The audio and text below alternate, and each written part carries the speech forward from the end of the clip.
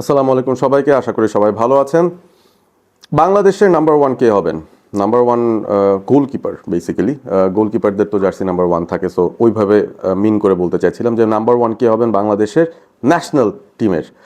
সেখানে কি কি অপশনস আছে আমরা বেশ ভালো মতনই জানি। একটা হচ্ছে আনিসুর রহমান জিকো, যিনি কিনা একটা সময়ে বাংলাদেশের অবভিয়াসলি বাজ পাখি বলা হতো তাকে, এবং ইররিপ্লেসেবল ছিলেন একটা পর্যন্ত, but ultimately for non footballing reasons, কিছু ডিসিপ্লিনারি ইস্যুর কারণেই কিন্তু তাকে বাদ দেওয়া হয়েছিল একটা পয়েন্টে কাবরেরার আমলে, এবং তারপর থেকে তিনি আসলে সেভাবে ন্যাশনাল টিমে আর কামব্যাক করতে পারেননি। তার জায়গাটা পেয়ে গিয়েছিলেন মিতুল মার্মা, এবং মিতুল মার্মা তিনিও বেশ কয়েকদিন ধরেই বাংলাদেশকে সাপোর্ট দিয়েছেন। বাংলাদেশের যেই এই রিসেন্ট এশিয়ান কাপ কোয়ালিফিকেশনটা ছিল সেখানে তিনি পারফর্ম করেছেন। এবং আরও একজন অপশন আছেন, তার নাম হচ্ছে মেহেদী হাসান শ্রাবণ। তাকে নিয়ে বেশ সিন্ডিকেট রিলেটেড অনেক ধরনের গল্প আমরা শুনেছি বা ঘটনা আমরা শুনেছি, যেগুলো শুনে আমরা শকড হয়েছিলাম। প্রথমবার যখন ডায়াসপোরা ফুটবলাররা আসা শুরু করলেন, ফাহমেদুলকে নিয়ে নাকি তার কি যেন একটা ইস্যু হয়েছিল, সেগুলো শুনছিলাম।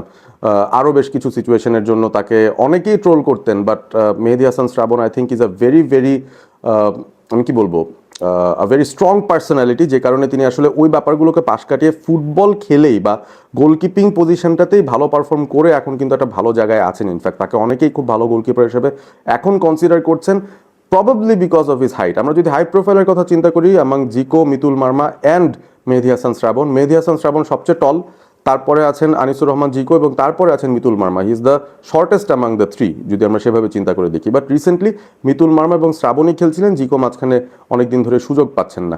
In terms of national team calibre, কে কয়টা ম্যাচ খেলেছেন সেদিকে যদি আমরা যাই, অবভিয়াসলি ইন্টারেস্টিং একটা স্ট্যাট আমরা পাবো।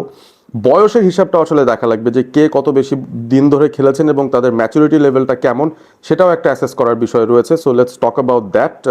আমরা চলে যাই সেই জায়গাটায়। মিতুল মার্মা 22 বছর বয়স, 18টা ম্যাচ খেলেছেন বাংলাদেশের জার্সিতে। আনিসুর রহমান জিকো 29 বছর বয়স, 31টা ম্যাচ খেলেছেন, এই তিন কিপারের মধ্যে সর্বোচ্চ সংখ্যক ম্যাচ। এবং মেহেদী হাসান শ্রাবণ, তিনি মাত্র 20 বছর বয়সী, 3টা ম্যাচ বাংলাদেশের হয়ে তিনি খেলেছেন সিনিয়র টিমে। সো ওভারঅল এক্সপিরিয়েন্সের জায়গা থেকে definitely Anisur Rahman Zico has seen more, has been there more, has performed more, but unfortunately তার ফিরে আসার পথটা কিন্তু এতটা মসৃণ হচ্ছে না। এই মুহূর্তে এখনও একটা দোটানা রয়ে গেছে, কারণ মিতুল মার্মাও রিসেন্টলি যে পারফরমেন্স দিয়েছেন, তারপর কিন্তু মেহেদী হাসান শ্রাবণকে সুযোগ দেওয়া শুরু হয়ে গিয়েছিল। সো ওই জায়গা থেকে এখনও আমরা কিন্তু একেবারে 100% নিশ্চিত না যে এই তিনজনের মধ্যে কে হবেন বাংলাদেশের নাম্বার ওয়ান এই সামনের সেপ্টেম্বর উইন্ডোতে এবং ডেফিনেটলি সাফ চ্যাম্পিয়নশিপসে। সো এই তিনজন আমার মনে হয় সিরিয়ালি থাকবেন, স্কোয়াডের মধ্যে ডেফিনেটলি থাকবেন। থমাস ডুলি গতকাল তিনি ফোর্টিস এফসি ভার্সেস মুরাস ইউনাইটেডের ম্যাচটা দেখতে গিয়েছিলেন মাঠে, এবং সেখানে একটা ইন্টারভিউ দিয়েছেন। তিনি বলেছেন যে 40 জনের একটা শর্টলিস্ট ইতিমধ্যেই তৈরি করা হয়ে গেছে, যেখানে অরিজিন প্লেয়ার্সরাও আছেন, লোকাল প্লেয়ার্সরাও আছেন, এবং অবভিয়াসলি কিপার পজিশনের জন্য এই তিনজন ডেফিনেটলি আমি শিওর থাকবেনই। সো এই তিনজনের মধ্যে চুজ করতে হবে, এবং গোলকিপিং কোচ আলাদা করে নিয়ে আসার যে ব্যাপারটা, সেটাও কিন্তু কমপ্লিশন হয়ে গেছে। আমরা অ্যাসিস্ট্যান্ট কোচের কাতারে কিন্তু দুজন অ্যাসিস্ট্যান্ট কোচ নিয়ে আসা হয়েছে এক্সট্রা করে। সো এই বিষয়গুলো কিন্তু আমরা দেখেছি অলরেডি, এবং থমাস ডুলি তার পুরো টিমটাকেই পেয়ে গেছেন যেভাবে চেয়েছেন, যাদেরকে সাজেস্ট করেছিলেন বাফুফি কিন্তু তাদেরকে নিয়ে এসেছে। So full fledged foreign coaching panel is there Thomas ডুলির আন্ডারে পারফর্ম করার জন্য। সো তারা তাদের মতো করে নিরপেক্ষ একটা সিলেকশনে ডেফিনেটলি যাবেন। সো সেই জায়গাটায় আমার মনে হয় তিন গোলকিপারেরই একটা সমান সুযোগ রয়েছে ইমপ্রেস করার। প্রথম সুযোগটা কে পাবেন সেটাই কিন্তু একটা ক্রিটিক্যাল কোয়েশ্চেন, এবং এই কোয়েশ্চেনের অ্যান্সারটা খুঁজতে হলে আমার মনে হয় ট্রেনিং গ্রাউন্ড কিংবা প্র্যাকটিস ম্যাচ এগুলোর উপরে আসলে ডিপেন্ড করতে হবে। কারণ প্রিভিয়াস রেকর্ডের দিকে যদি তাকাই, বাংলাদেশ ন্যাশনাল টিমের হয়ে মিতুল বেশি খেলেছেন রিসেন্ট টাইমে, বাট জিকোর ম্যাচ খেলার সংখ্যা সবচেয়ে বেশি। এবারে রিসেন্টলি যদি আপনি প্রিমিয়ার লিগ বা বাংলাদেশ ফুটবল লিগের কথা চিন্তা করেন, সেখানে Anisur Rahman Zico has more number of clean sheets than any other goalkeeper Bangladeshi যদি কনসিডার করি। তো সেই জায়গা থেকেও কিন্তু তিনি এগিয়ে আছেন, কিন্তু রিসেন্সি বায়াসের দিক থেকে আবার মিতুল মার্মা এগিয়ে আছেন। বাট জিনিসটা হচ্ছে যে কোচ বদল হয়েছে, এটা আর হাভিয়ার কাবরেরার দল না, এটা থমাস ডুলির দল, এবং তার অ্যাসিস্ট্যান্ট কোচরাও নিশ্চয়ই তাদের মতো নিরপেক্ষ একটা পর্যবেক্ষণ করবেন। মেহেদী হাসান শ্রাবণেরও কি একটা আউটসাইড চান্স আছে কিনা? তিনি তো ভালো খেলছেন, এবং আন্ডার 20 যে টিমটা খেলেছিল, বা এই টিম যেটাকে বলা হচ্ছে আন্ডার 23 যে বাংলাদেশ টিমটা খেলতে গিয়েছিল রিসেন্টলি একটা টুর্নামেন্ট, চার জাতীয় একটা টুর্নামেন্ট, সেখানে কিন্তু তার পারফরমেন্সটা অসাধারণ ছিল, দুর্দান্ত ছিল। সো তিনিও কিন্তু কনসিডারেশনে চলে আসতে পারেন to be the number one, যদি এনাফ ইমপ্রেস তিনি ট্রেনিং গ্রাউন্ডে করতে পারেন। এখন কিপারের কিছু স্পেসিফিক অ্যাট্রিবিউটসের প্রয়োজন হয়, সেটা আমি আপনি সবাই জানি। কোনো কিপার আছেন যারা আসলে খুব ভালো রিফ্লেক্স দেখাতে পারেন, কোনো কিপার আছেন যাদের পজিশনিং সেন্স খুব ভালো, কোনো কিপার আছেন যাদের হ্যান্ডেল করার ক্ষমতা খুব ভালো, যারা এরিয়াল বল খুব ভালো হ্যান্ডেল করতে পারেন, কোনো কিপার আছেন যারা সুইপার কিপার ধরনের, যে বলগুলো ক্লিয়ার করার জন্য বের হয়ে আসা, অ্যাটাকে বিল্ড আপ করা, পায়ের কাজ যাদের খুব ভালো, অ্যাকুরেটলি লং বল দিতে পারছেন লাইক সুজন পেরেরা। এই ধরনের ঘটনা কারা কারা কি ঘটাতে পারছেন? আমার তো মনে হয় যে মিতুল মার্মার reflex I think is a attribute. তার পজিশনিং সেন্স মোটামুটি ভালোই, তার হ্যান্ডলিং গ্রিপিং খুব একটা খারাপ না, যদিও কিছু ব্লান্ডার তিনি করেছেন রিসেন্ট সময়। বাট তার হাইট তার সবচেয়ে বড় সূত্র আমার কাছে মনে হয়, যে হি ইজ ভেরি ফাস্ট, তিনি তার পজিশনটা খুব কুইকলি চেঞ্জ করতে পারেন, তার রিফ্লেক্স খুব ভালো। বাট তার হাইটের একটা ইস্যু আছে, যেটার কারণে এরিয়াল বলসগুলোতে অনেক সময় তিনি স্ট্রাগলই করেন বলা যায়। আনিসুর রহমান জিকো ওই দিক থেকে he is much more study, he is much more experience, তার বল হ্যান্ডলিং ক্ষমতার পাশাপাশি তার সেভ মেকিং ক্ষমতাও খুব ভালো। পেনাল্টি স্টপার হিসেবে তো আমি তাকেই বাকিদের থেকে আগে রেট করবো আই উড সে।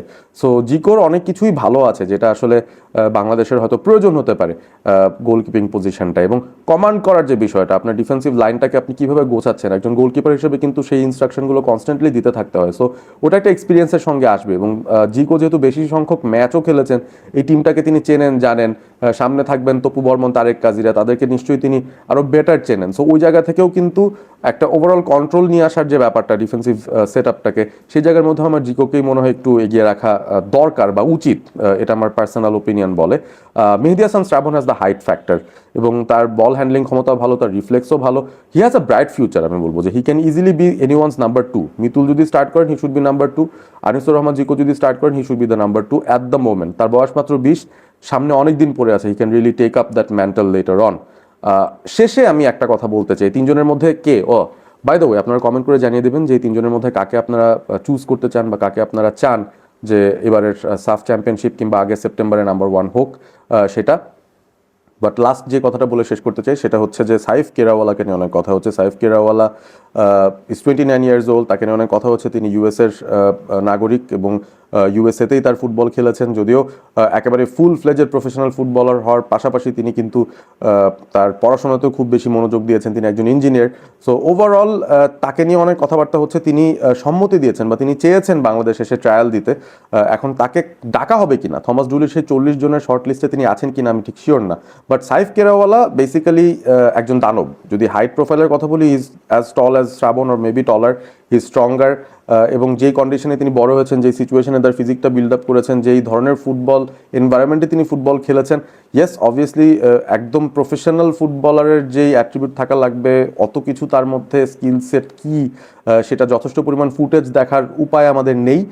তিনি যেই সিচুয়েশনটায় খেলেছেন তার ফুটবলটা সোফার ইন দ্য ইউএস, বাট তার যে হাইট ফ্যাক্টর এবং তার যে এক্সপিরিয়েন্স, ইজ অলরেডি 29। সো তিনি যদি খেলার জন্য ইন্টারেস্টেড হন, তাকে আমরা নিয়ে এসে অন্তত ট্রায়ালে রাখতে পারি।